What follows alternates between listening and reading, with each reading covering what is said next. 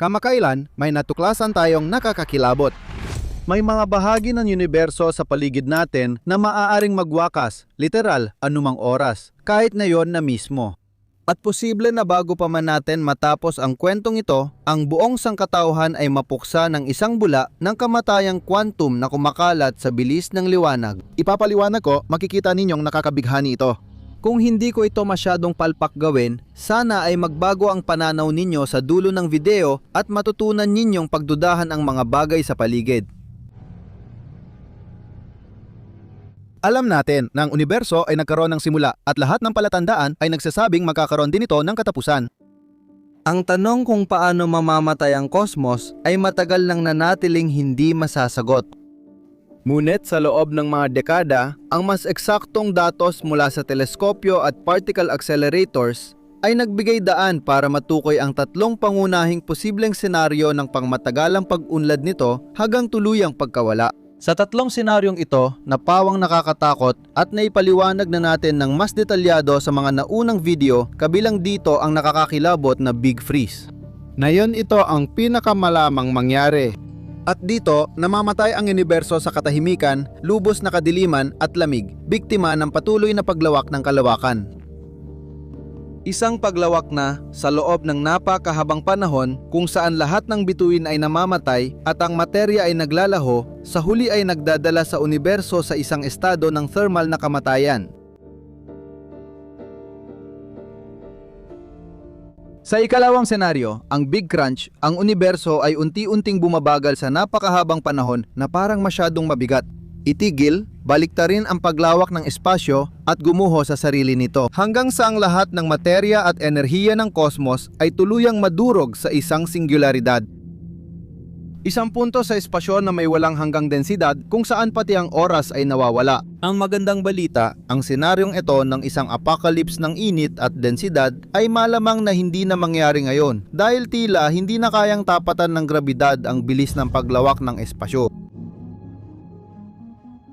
Sa wakas, sa ikatlong senaryo na tinatawag na Big Rip, namamatay ang universo sa paraang literal itong napupunit dahil sa huli ay parang pinatay ito. Dahil sa eksponensyal na paglawak ng espasyo na sa loob ng napakahabang panahon ay nalalampasan ang lakas ng lahat ng iba pang puwersa ng kalikasan hanggang sa tuluyang mapira-piraso, matanggalan ng laman ang lahat ng bahagi ng realidad sa isang walang awang proseso na puno ng matinding karahasan hanggang sa mapunit pati na ang mismong estruktura ng espasyo-panahon. Sa medyo nakakatakot na paraan, ang senaryo ng pagkamatay ng universo sa pamamagitan ng pagkakapunit ay, hanggang ngayon, isa pa ring posibilidad. Bagamat iba-iba ang kwento at nakakatakot ang bawat isa sa sarili nitong paraan, ang tatlong senaryo ng pagkamatay ng universo ay may pagkakapareho. Nangyayari ang mga ito ng dahan-dahan at paunti-unti. Nakikita natin silang dumarating. At higit sa lahat, hindi sila agad magsisimula. Wala sa kanila ang mangyayari bago, pinakamababa, 10-10 o maging daan-daang bilyong taon pa. Ang Big Freeze ay sobrang layo pa sa hinaharap na para bang tinatamaan na nito ang ideya ng kawalang hanggan. Sa madaling salita, bawat isa sa mga senaryong ito ay nagbibigay ng kapanatagan dahil napakalayo pa nila sa hinaharap, kaya wala tayong dapat ipag-alala. Mayroon kang sapat na oras para tapusin ang video na ito bago mawala ang universo. Pero kamakailan lang, natuklasan natin na mayroong ika-4 na posibleng senaryo. Isang senaryong talagang nakakabahala. Dahil dito, ang katapusan ng mundo ay walang babala at hindi natin mapapansin ang pagdating nito. Nangyayari ito ng walang babala sa anyo ng isang bula ng paglipol na lumalawak at gumagalaw sa bilis ng liwanag na nagdudulot ng biglaan at tahimik na pagbagsak ng realidad habang ito'y sumusulong. Astig, di ba? Para maintindihan ang senaryo ng pagkamatay ng universo sa paglawak ng bula ng quantum na kamatayan, magsimula tayo sa isang malinaw na katotohanan. Nabubuhay tayo sa unibersong, maayos ang takbo at matatag ang mga batas ng pisika, pati mga pangunahing konstante ng kalikasan. At ang mga halaga nito ay hindi nagbabago sa paglipas ng panahon. Sa lahat ng direksyon nating tinitingnan, kahit sa mga lugar na pinakamalayo sa atin sa oras at espasyo. Saan mang bahagi ng universo, pareho ang kislap ng mga bituin. Kahit saan, ang materya ay umaasal ayon sa inaasahan. Sumusunod sa mga batas ng grabidad, elektromagnetismo at puwersang nukleyar. Ginagawa ito ng walang pag-aalinlangan sa loob ng 13.8 bilyong taon.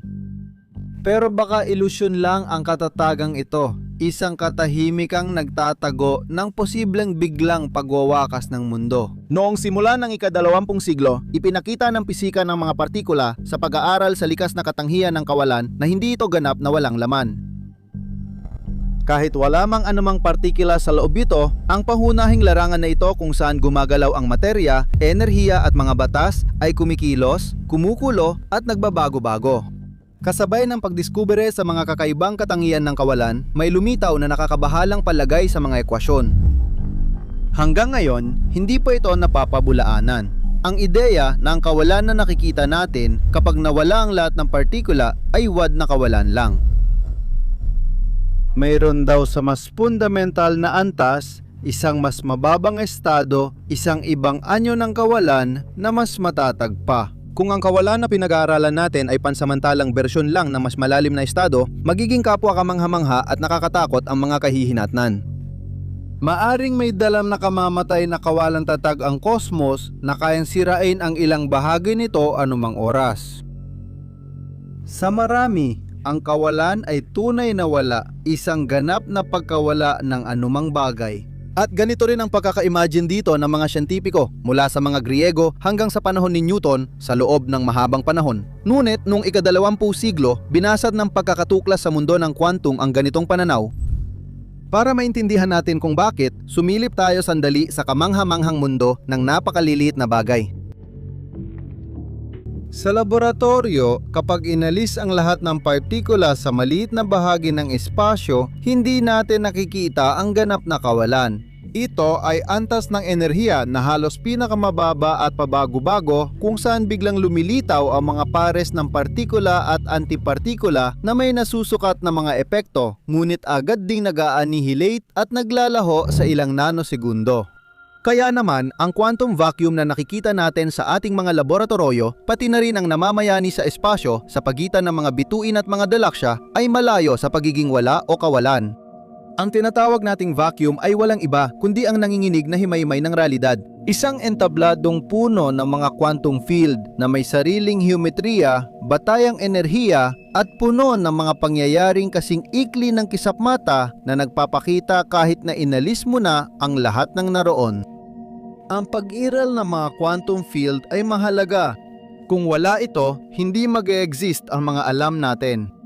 At kung saan ito nagiging lalo pang nakakalito ay kapag pinag-aaralan natin ang isa sa mga field na ito, ang Higgs field. Nadiskubre ng mga mananaliksik ang mga katangiang ikinagulat ng marami at, patawarin niyo ako, maaring balang araw ay sirain ang mga bahagi ng universo. Ang Higgs field na ito na unang naobserbahan noong 2012 sa mga eksperimento sa malaking particle accelerator ng CERN ay may napakahalagang papel sa universo. Ito ang nagtatakda ng ilang konstante ng kalikasan at nagbibigay ng masa sa mga partikulo sa tulong ng boson nito. Ngayon, sa pag-aaral ng pag-uugali ng mga boson ng Higgs na ito, napagtanto natin na ang field na pinagmulan nila ay tila may taglay na instability.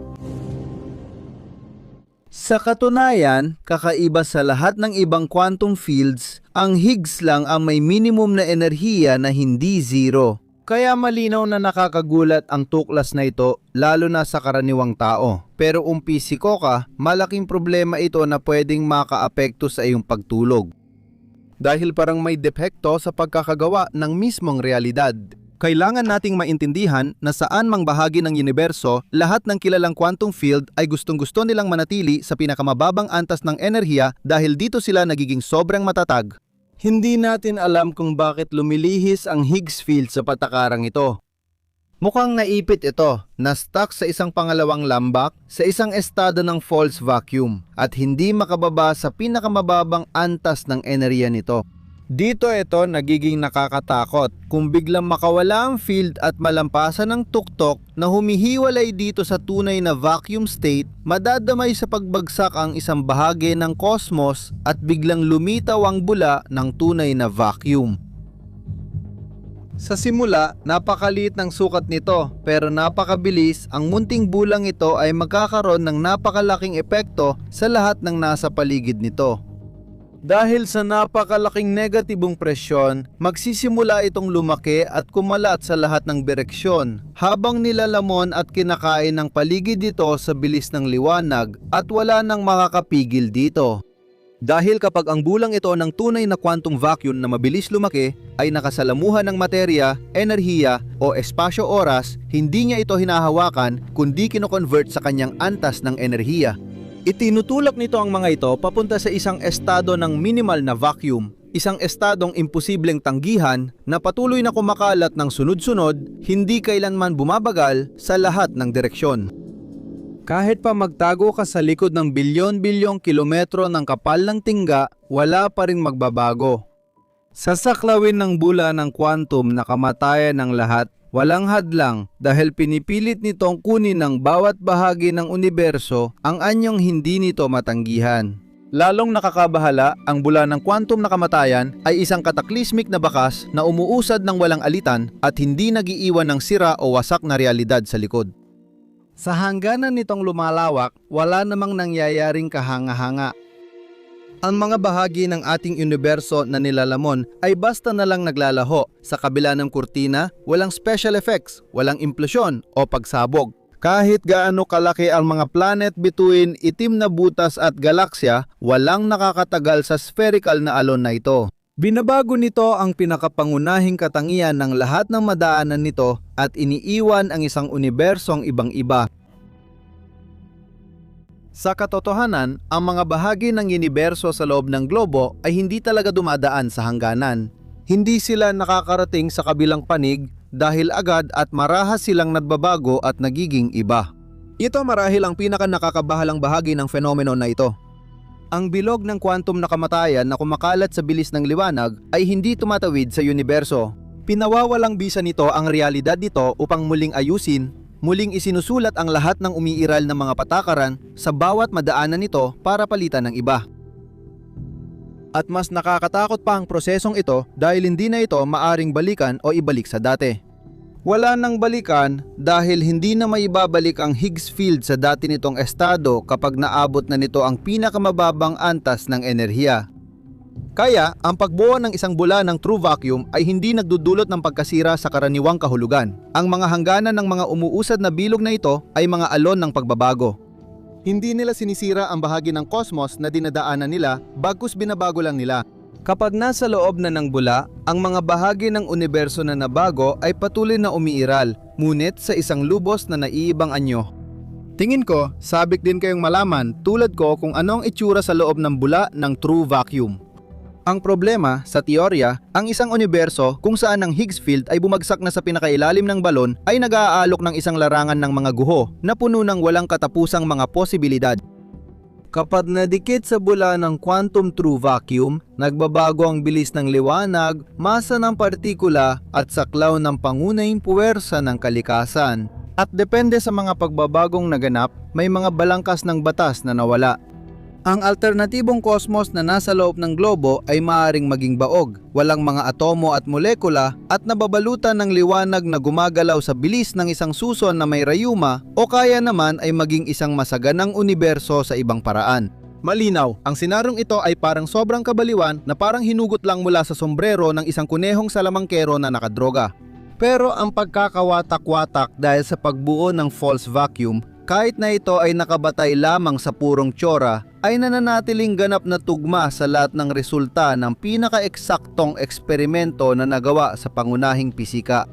Sa ngayon, iniisip ng ilang pisiko na posibleng may mga bula ng quantum na kamatayan na umiiral saan man sa universo. Ngunit imposibleng-imposible para sa atin na makita silang umuusad, pati na rin ang madetect sila. Dahil ang hangganan ng transformasyon na muling bumubuo ng realidad at nag-iwan ng ibang universo ay nangyayari ng walang bakas, shockwave, pagsabog o liwanag. Ang mga bulang ito ay gumagalaw sa bilis ng liwanag, ang pinakamabilis na pinapayagan ng batas ng kalikasan sa universo. Ang kahit na anong palatandaan ng kanilang pag-iral na maaari mong matukoy ay dumarating kasabay ng mismong bula. Kaya kung may mabuo mang quantum na bula ng kamatayan sa gitna ng napakalaking Andromeda Galaxy, na 2 tuldok 5 milyong taon liwanag ang layo mula sa atin. Hindi natin namamalayan ang pagbabago ng malayong kalawakan habang ito'y sumusulong. Dahil lahat ng butil ng liwanag na umalis mula sa mga bituin bago pa man madaanan ng mga bulang ito ay mauna sa kanilang paglalakbay kaysa sa harapan ng transformasyon. At ang bulang ito ay darating lamang upang burahin tayo at isulat muli ng walang anumang babala sa loob ng 2 tuldok 5 milyong taon. Ang oras na kailangan upang tawirin ang layo mula sa atin papuntang Andromeda at baguhin ang bahagi ng kalawakan na may 2 tuldok 5 milyong taon liwanag na radius habang dumadaan. Kaya dahil sa pagkalipol mula sa quantum death bubble, walang tunog o imahe, imposibleng patunayan na ang ganitong pangyayari ay hindi nangyari nung nakaraang taon sa sentro ng galaksyang Andromeda o sa pinakamalapit na bituin. Kung naririto ka pa rin at nakikinig, masasabi nating walang lumitaw na bula sa loob ng 10 minutong liwanag mula sa daigdig nang pinatugtog mo ang bidyong ito. Nakuha mo ang ideya at di mo makikita ang bula. Bago ka malugmok sa takot, may 3 magandang balita para sa iyo. Ang una, kung sakaling may mabuo na ganitong uri ng kawalan malapit sa daigdig, wala tayong magagawa. Oo, magandang balita yan. Kaya nating ilihis ang meteorite pero di natin mapipigilan ang bagong unibersong kumakalat sa ating universo, binubura ito at ginagawang iba. Kaya, bakit pa mag-alala sa bagay na di mo nakikita o kayang pigilan? Pangalawang magandang balita, kung sakaling malas at abutan tayo ng ganong bula, wala kang mararamdaman. Dahil ang bula ay mas mabilis gumalaw kaysa sa nerve impulses mo. Kaya kung manggagaling ito mula sa ilalim mo, sa loob ng 2 nanosegundo kung saan nire-reconfigure ang materya ng iyong mga binti, ang otak mo ay kumbinsido pa rin na mayroon ka pa ng mga iyon. At panghuli, ang ikatlong magandang balita, ang ating napagmamasdang universo ay sobrang lawak kaya malaking bahagi nito ay napakalayo sa atin na kung may mabuo mga bula ng tunay na vacuum doon na yon, hindi na nila tayo maabot. Ang dahilan dito ay sa malalaking sukat, ang paglawak ng kalawakan ay napakabilis, kaya ang isang bula ng vacuum, kahit na kumakalat ito sa bilis ng liwanag, ay hindi kailanman kayang sakupin ang buong universo.